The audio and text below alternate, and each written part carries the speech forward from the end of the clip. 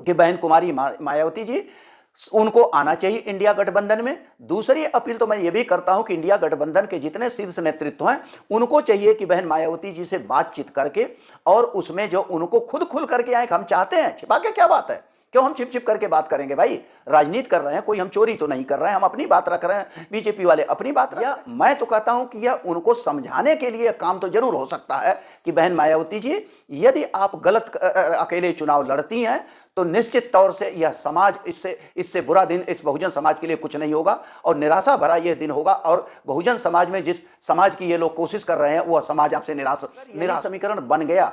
मायावती, बहन मायावती जी अगर इस अलायंस में आ गई तो शायद सत्ता की चाबी दिन दूर नहीं है कि मोदी जी खुद मान लेंगे कि जो माननीय प्रधानमंत्री जी जो हैं नरेंद्र दामोदर मोदी जी, वो खुद इस बात को स्वीकार करते फिरेंगे कि सत्ता की चाबी अब इस समय जो है इंडिया गठबंधन के पास, और वो भी बहन मायावती। अखिलेश यादव जी भी इस बात को जानते हैं कि मायावती का जो राजनीतिक समीकरण जो बनाती हैं वो किसी को समझ में नहीं आता।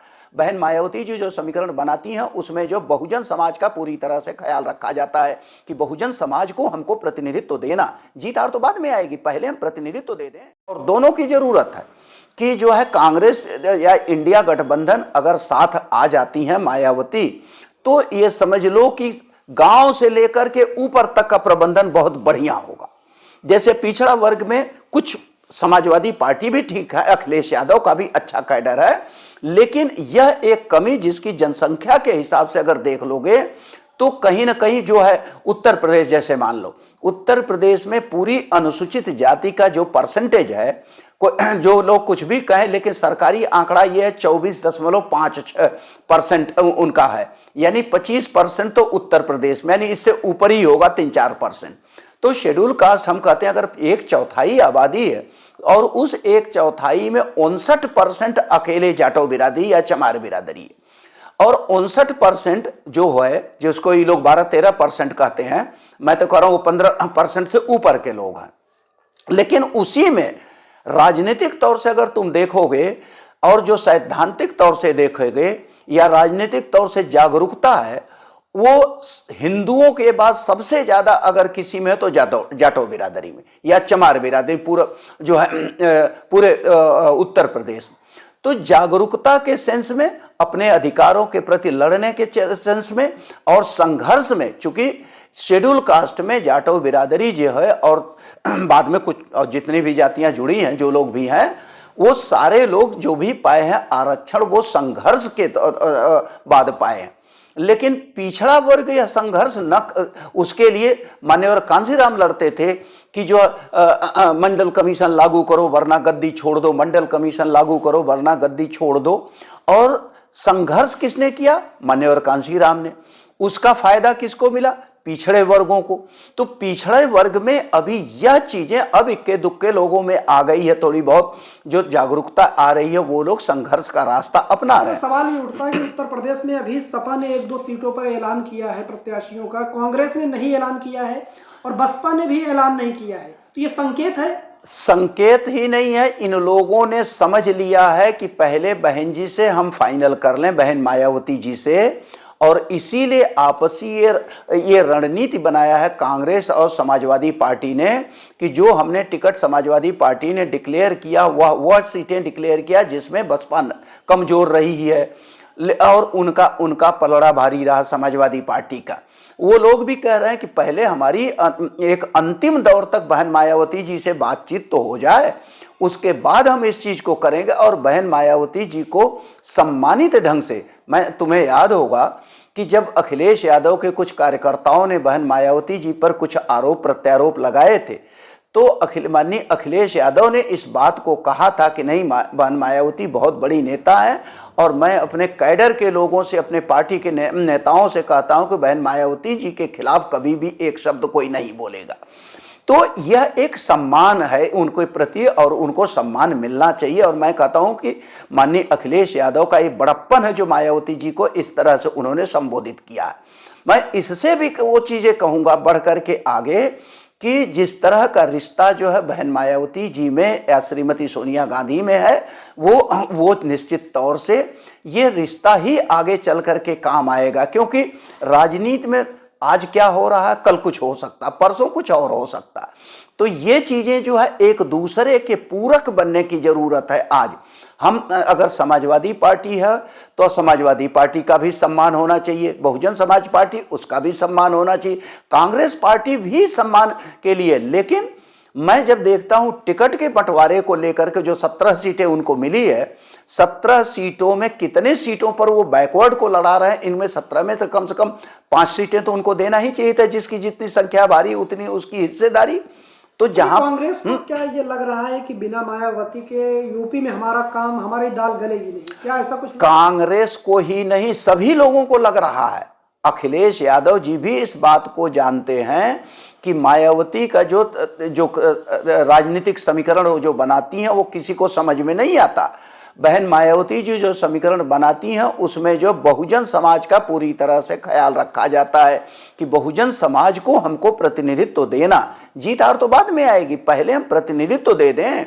मैं कह रहा हूं यही बात कांग्रेस क्यों नहीं करती है कि पहले जब हम कह रहे हैं जिसकी जितनी संख्या बारी, तो पहले आप वहां पर 52% जो बनता है तो आप ईमानदारी से आइए ना। कांग्रेस पार्टी को आना चाहिए कि अगर 17 सीटें दिया है तो उसमें 17 में 8 न देता तो कम से कम 7 सीटें तो अति पिछड़ा वर्ग को देते। उसमें भी 7 में से जो है अति पिछड़ा वर्ग, चाहे उसमें जो है मौर्य समाज हो, चाहे उसमें गडेरिया समाज हो, चाहे उसमें यादव समाज हो, चाहे उसमें जो क्या बोलते हैं कि दूसरी बिरादरियां जितने भी सैनी हो, तो उसमें 7 सीटें तो उनको देना चाहिए था। लेकिन जिस तरीके से खबर चल रही है, अब सवाल उठता है कि 2024 चुनाव में सत्ता की चाबी किसके पास है? मोदी जी के पास है या मायावती जी के पास है? अभी तो फिलहाल मैं कहूंगा कि यहां पर अभी सत्ता में तो मोदी जी हैं, तो इसलिए मोदी जी के हाथ में है, और किसके हाथ में रहेगी। लेकिन अगर यही समीकरण बन गया, मायावती बहन मायावती जी अगर इस अलायंस में आ गई, तो शायद सत्ता की चाबी दिन दूर नहीं है कि मोदी जी खुद मान लेंगे कि जो माननीय प्रधानमंत्री जी जो हैं नरेंद्र दामोदर मोदी जी, वो खुद इस बात को स्वीकार करते फिरेंगे कि सत्ता की चाबी अब इस समय जो है इंडिया गठबंधन के पास है और वो भी बहन मायावती जी के पास है।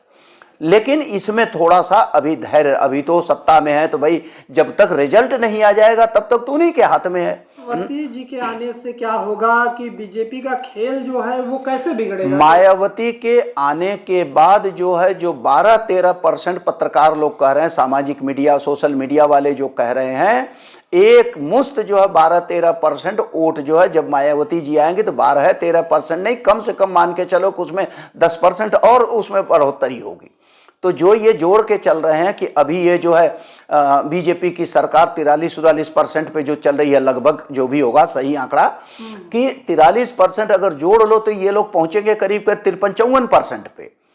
और घटेगा किसका? वो घटेगा तो जो 43% पे अगर सरकार चला रहे हैं माननीय प्रधानमंत्री नरेंद्र दामोदर मोदी जी, तो घटेगा किसका? वो निश्चित तौर से भाजपा का वोट बैंक घटेगा। वो निश्चित तौर से जो बढ़ोतरी होगी वो इंडिया गठबंधन की बढ़ोतरी होगी।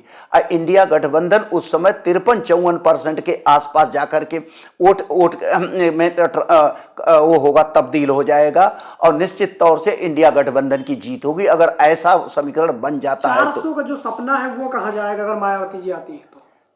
किसका सपना? बीजेपी का 400 का सपना है जो बीजेपी का 400 सपना तो वो सपना ही है। और जैसे मैं तो ये कहूंगा कि वो प्रधानमंत्री जी हमारे, वो कहते हैं ना कि दाहिना हाथ क्या कर रहा है बाएं को नहीं पता है, बायां हाथ क्या कर रहा है दाहिने को नहीं पता। वो जो बोल जाते हैं बोल जाते हैं, और प्रधानमंत्री के सामने किसी की औकात नहीं है भाजपा में कोई उनको कह दे कि नहीं साहब ये आपने गलत बोल दिया है। वो तो ये भी बोलते चले जा रहे हैं कि रोज एक यूनिवर्सिटी खुल रही है, रोज एक विश्वविद्यालय खुल रहा है, हर हफ्ते में एक मैनेजमेंट का खुल रहा, कितने खोले हैं उनके, उनको बताना चाहिए देश को, सबके सामने है। तो इसलिए वो एक जो चुनावी जुमला वो दे देते हैं इस मामले में, जिसको कहते हैं कि नैरेटिव्स जो बनाने की कला जो है वो भाजपा नियंत्रित मीडिया से सीखना चाहिए। मोदी जी को इसीलिए कहा जाता है कि उनका प्राइम मिनिस्टर ऑफिस और गृह मंत्रालय सुबह सुबह ये ब्रीफ करता है, सारे मीडिया के मालिकों से कहता है कि आज की खबर ये चलेगी। और किसकी हिम्मत है मीडिया में जो कोई प्रधानमंत्री कार्यालय के फोन को छोड़ दे, या किसकी हिम्मत है जो गृह मंत्रालय के फोन चला जाए वो कहेंगे नहीं चलेगा, इस पे आपकी जो बात कर रहे हो गलत है, चाहे झूठ ही होगा पूरे देश में धीरे धीरे अब तुम देख रहे होगे कि जो सरकारी मीडिया था, सरकारी सूचना तंत्र था, उससे लोगों का विश्वास घटता जा रहा है। और इसीलिए सोशल मीडिया एक अपनी घुसपैठ बड़े पैमाने पर बना रहा है। लेकिन अगर वही सोशल मीडिया फिर उन्हीं गोदी मीडिया की तरह जैसे सरकारी समर्थित मीडिया की तरह काम करेगा। मीडिया का जिक्र किया, मीडिया में बार बार ये खबर कई बार चलती है, खबर की मायावती इंडिया गठबंधन का हिस्सा होंगी, और फिर मायावती जी प्रेस कॉन्फ्रेंस करती हैं और फिर सबको डांट लगाती हैं कि ऐसा कुछ नहीं, गुमराह किया जाता है। एक बार फिर खबर चली है, तो क्या लगता है इसमें यह भी होता है कि राजनीति में बहुत सारे रणनीति होती है, जो रणनीति को हम कैसे हम कह दें कि हम जो आ रहे हैं, हम नहीं आ रहे हैं। लोगों में एक वो तो होना चाहिए, कुछ राजनीति जो की जाती है, जो असली राजनीति वो पर्दे के पीछे की जाती है। हर चीज जो मीडिया में आके नहीं होता। और जब मीडिया पर्दे के पीछे जो सच्चाई हो जाती है, जब लोग आपस में विश्वसनीयता बन गई, अलायंस हो गया, सब कुछ हो गया, मायावती आ गई, तो अपने आप मीडिया पे आ जाएगा। ये कहते हैं ना कि जिसको स्पेकुलेशन करके या एकदम सपने में कोई चीज नहीं चलाई जाती है, तो मीडिया को तो भाई सोशल मीडिया को चलाना, कुछ ना कुछ मायावती आ गई। अब आज ही बात हुई है, जैसे लग रहा है कि सोनिया गांधी ने जब फोन किया मायावती को, तो इनके सामने फोन किया। ये सब चीजें कहने की बातें होती हैं, या मैं तो कहता हूं कि यह उनको समझाने के लिए काम तो जरूर हो सकता है कि बहन मायावती जी, यदि आप गलत अकेले चुनाव लड़ती हैं तो निश्चित तौर से यह समाज इससे बुरा दिन इस बहुजन समाज के लिए कुछ नहीं होगा, और निराशा भरा यह दिन होगा। और बहुजन समाज में जिस समाज की ये लोग कोशिश कर रहे हैं, वह समाज आपसे निराश होगा, और निश्चित तौर से बहुत बड़ा नुकसान बहन मायावती जी और उनकी पार्टी बहुजन समाज को होने। और अब जो है, अगर मायावती जी ने ऐसी कोई भी कदम उठाया तो बहन मायावती का राजनीति में एक तरह से कह लो ये सुसाइडल अटेम्प्ट होगा, आत्मघाती कदम होगा। अगर बहन मायावती जी ने कोई मोर्चा अगली बात, जैसे उलेमा काउंसिल की बात कह रहे हो, उस उलेमा काउंसिल को आजमगढ़ को छोड़ दो तो कहीं उनका कुछ नहीं है। दूसरी चीज कि जो है असदुद्दीन ओवैसी साहब हैं, जो उनकी MIM जो पार्टी है AIMIM, उनके पार्टी को मुस्लिम समाज खुद जानता है को बीजेपी का स्पोक्स पर्सन इतना बढ़ा चढ़ा करके इतना बोल देंगे, इतना उसको कर देंगे कि उनके खिलाफ तो बीजेपी कोई एक्शन ही नहीं लेती, उनको क्यों नहीं जेल में डाल देती। तो मुस्लिम समाज असदुद्दीन ओवैसी को इस तरह से मान के चलता है कि वो बीजेपी का काम आसान कर देते हैं। और उसमें भी जैसे अभी खबरें आ रही कि असदुद्दीन ओवैसी उत्तर प्रदेश में 7 सीटें या 17 सीटों पर चुनाव लड़ेंगे, जो मुस्लिम बाहुल्य लड़ ले, उनको समझ में आ जाएगा। और ये बात तो सच है, उनका हम ये नहीं कहेंगे कि उनकी पकड़ मुस्लिम समाज पे नहीं, बिल्कुल है, लेकिन जितना वोट काटेंगे वो मुसलमानों का ही जब वोट काट लेंगे तो उसके बाद स्थिति क्या होगी, वहां हिंदू मुस्लिम पोलराइजेशन होगा, हिंदू मुस्लिम ध्रुवीकरण होगा, उसमें बीजेपी जीत जाएगी। यही स्थिति मायावती के भी साथ है। मायावती को भी अब जो है बहुजन समाज में विशेष तौर से चमार मतदाता अब उनके ऊपर से विश्वास करना छोड़ देगा, और हो न हो कि अब की बार जो BSP के बनने से पहले मान्यवर कांसी राम के बहुजन समाज पार्टी और बहुजन आंदोलन से पहले जो जाटव और चमार बिरादरी है, चमार बिरादरी ये परंपरागत और कांग्रेस का रहा। और बहन जी ने अगर चुनाव के बाद इंडिया गठबंधन में अगर नहीं आती हैं तो यह चमार बिरादरी में देखना, तो मैं आज कह रहा हूं कि कम से कम 80% का जो है कांग्रेस की तरफ वोट जाएगा, क्योंकि वो भी समझ रहा है कि ये बहन जी उठकटवा बन रही है।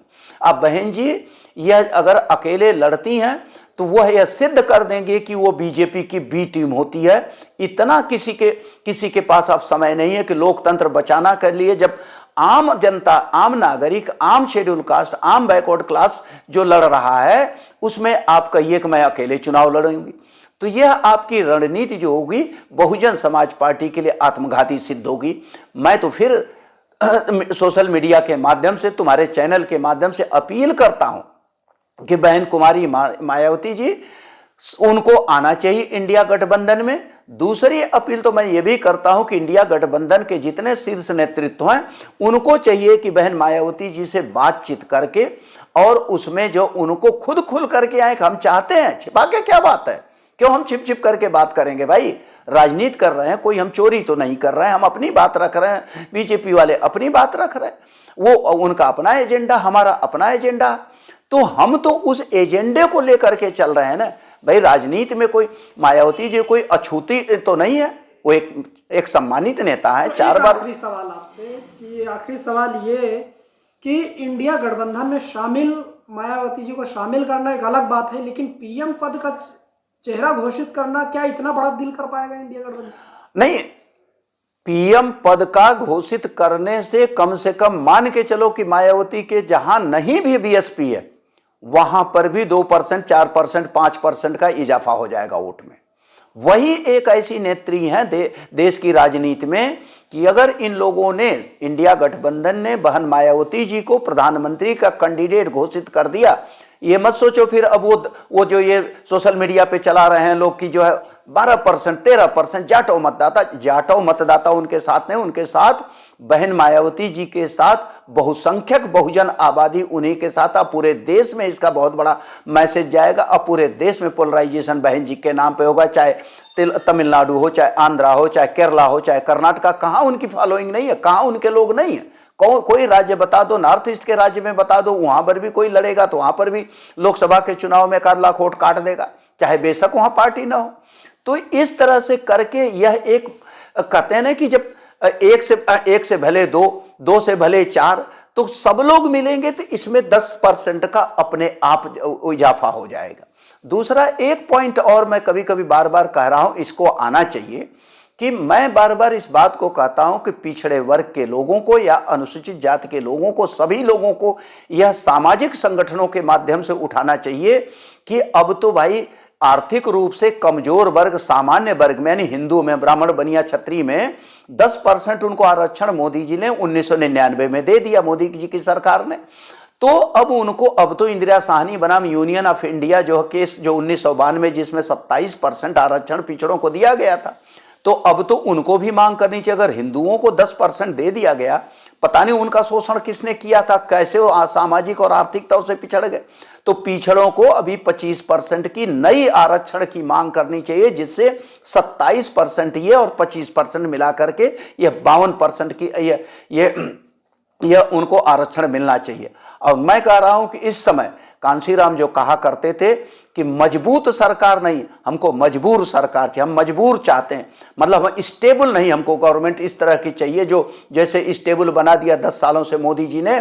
पूरे देश की अर्थव्यवस्था तहस-नहस हो गई, आरक्षण का तहस-नहस हो गया, सेना में सैनिकों की भर्ती जो उनको जो है उनके साथ इतने बड़े पैमाने पर धोखा दिया गया है, ये चीजें नहीं। मैं कहूंगा कि इंडिया गठबंधन के लोग जो भी अपना घोषणा पत्र है उसमें उनको लाना चाहिए कि कम से कम अभी हम पिछड़े वर्गों के लोगों को 25% का आरक्षण हम और देंगे, युवाओं को भी हम आरक्षण दे रहे, हर घर से एक युवा को जो पढ़ा लिखा है उसको सरकारी नौकरी हम देंगे।